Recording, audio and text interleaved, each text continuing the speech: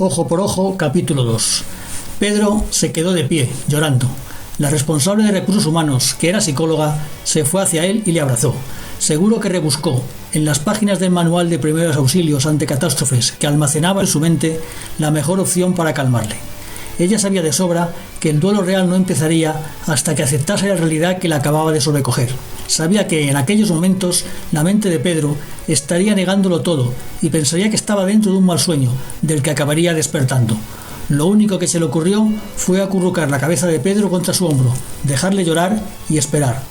Durante unos segundos, que se hicieron eternos, el micromundo de aquella sala de reuniones pareció congelarse. Señor Sanz, tiene que venir con nosotros y decirnos a quién podemos llamar para que venga a acompañarle, dijo uno de los policías. Pedro, le dijo la psicóloga rompiendo el abrazo y sosteniendo su cabeza con sus manos mientras le miraba, y empezaba a hablarle despacio y en un tono muy dulce, como haría una madre para consolar a su niño asustado. Dinos a quién podemos llamar. No puedes estar solo en estos momentos. Vas a tener que tomar algunas decisiones y acompañar a estos señores para... Hizo una pausa antes de continuar con la parte dura del mensaje. Identificar a Luisa e Ingrid. Yo me quedaré contigo hasta que llegue esa persona que nos digas. Mi hermana pequeña Vicky. Solo la tengo a ella, dijo tras pensarlo unos segundos mientras se secaba las lágrimas y sacaba el móvil del bolsillo para buscar algo. Ahí tiene. Ese es su número. Mejor llámenla ustedes, le dijo a uno de los policías. Hora después, en una de las salas del Instituto Anatómico Forense, Pedro estaba sentado, mirando al infinito y acompañado por su hermana Vicky. Vio llegar a un hombre mayor, junto con una chica que llevaba un chaleco anaranjado en el que podía verse rotulado apoyo psicológico. Ella le llevaba agarrado por el brazo y parecía estar hablándole con dulzura. Siéntese. Tenemos que esperar a que nos llamen para entrar a identificarlos. El hombre mayor la obedeció sin resistir y se sentó justo enfrente de Pedro.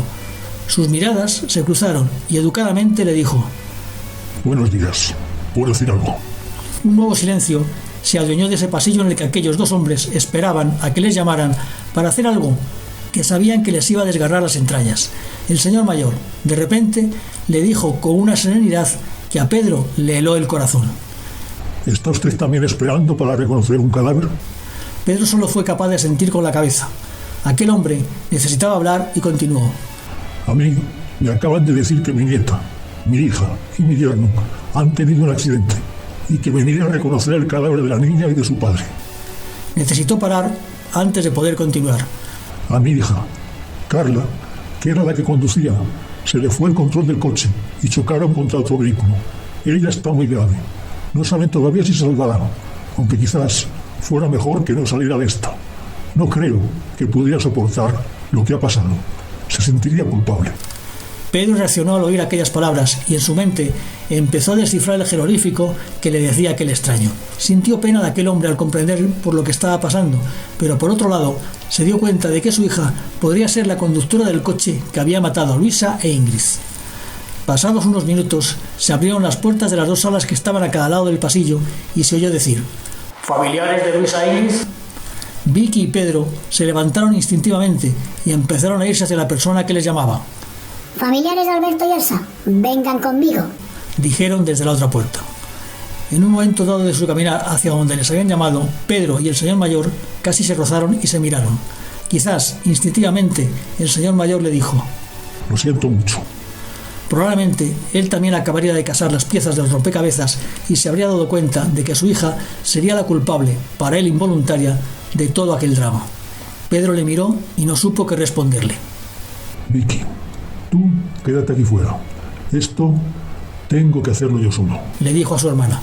Pedro empezaba a aceptar lo que le había sucedido y a darse cuenta de que lo debería gestionar en primera persona, pero aún no era consciente de que en esa aceptación comenzaban a jugar un papel muy importante los deseos de venganza contra la que él consideraba culpable de aquel drama. Las siguientes horas, Pedro estuvo envuelto en una hiperrealidad que le hizo ser incapaz de distinguir la realidad de la fantasía. Se comportó como el actor principal del drama que espera que acabe la representación para recuperar su verdadero rol vital. Se mostró educado y amable con todas las personas que le dieron el pésame y decidió, con una frialdad y entereza dignas de admiración, todo lo relativo al velatorio y el entierro. ¿Qué tal vas, Pedro? No olvides que me tienes a tu disposición para lo que necesites, ahora o en los próximos días, y tómate tu tiempo antes de volver a trabajar. Le dijo en el tanatorio la responsable de recursos humanos. Ella sí notó que aquello iba respondiendo al guión preestablecido. Mientras Luisa e Ingrid estuvieran de cuerpo presente, él tendría una razón para seguir viviendo junto a ellas, como si solo estuvieran dormidas. El verdadero duelo empezaría el día que cerrara la puerta de su casa y se diera cuenta de que estaba solo, especialmente cuando se metiera en la cama y todavía pudiera oler el perfume de Luisa impregnado en las sábanas, o cuando creyera oír a Ingrid corriendo o canturreando por el pasillo. Esa sería la parte realmente dura, y para la que ella se ofrecía a escucharle y le sugería que se diera tiempo. Su vida había saltado por los aires en unos segundos, pero la reconstrucción le llevaría meses o años.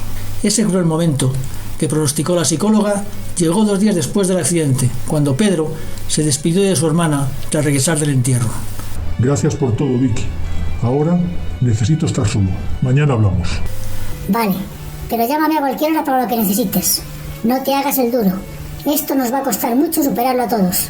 Le respondió la hermana pequeña, sabiendo que en esos momentos ella debía de hacerse cargo de su hermano. Se cerró la puerta y en la semioscuridad del atardecer, Pedro empezó a recorrer la casa buscando cualquier señal que pudiera venir del ultramundo para acompañarle en esos momentos. Solo halló silencio y oscuridad. En su mente se agolparon recuerdos y fue entrando en una especie de vacío existencial.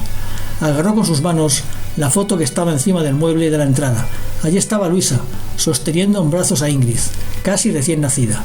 Las miró como si pudiera tenerlas enfrente y les prometió: no descansaré hasta vengarme por esto que os han hecho. Unos días después, a unos kilómetros de allí, en una habitación de un hospital, Carla despertó. No supo muy bien dónde estaba y, como si estuviera volviendo de una anestesia, fue poco a poco siendo consciente de lo que había sucedido. Frente a ella, sentada en el sillón del acompañante, vio a su padre. Le costó reconocerle, porque le pareció que había envejecido de repente. Sin duda, lo que había tenido que pasar en esos días había sido muy duro. No era el primer golpe en su vida. Había tenido que soportar la pérdida de su mujer por culpa de un maldito cáncer cuando su hija apenas tenía 10 años. En esa ocasión, Carla había sido el acicate para salir adelante.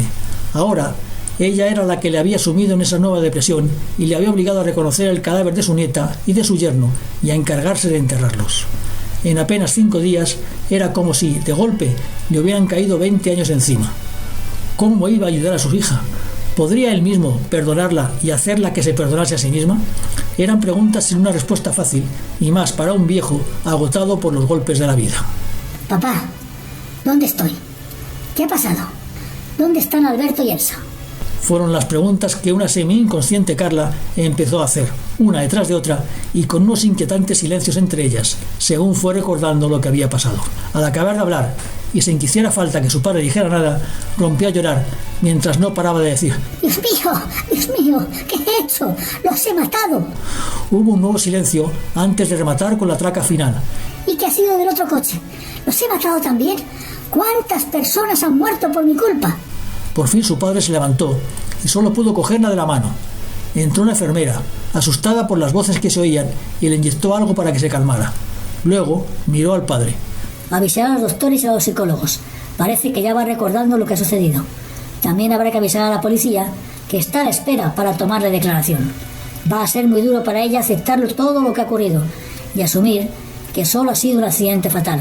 Usted tendrá que ser fuerte y estar a su lado, le dijo, mirándole con cara de pena.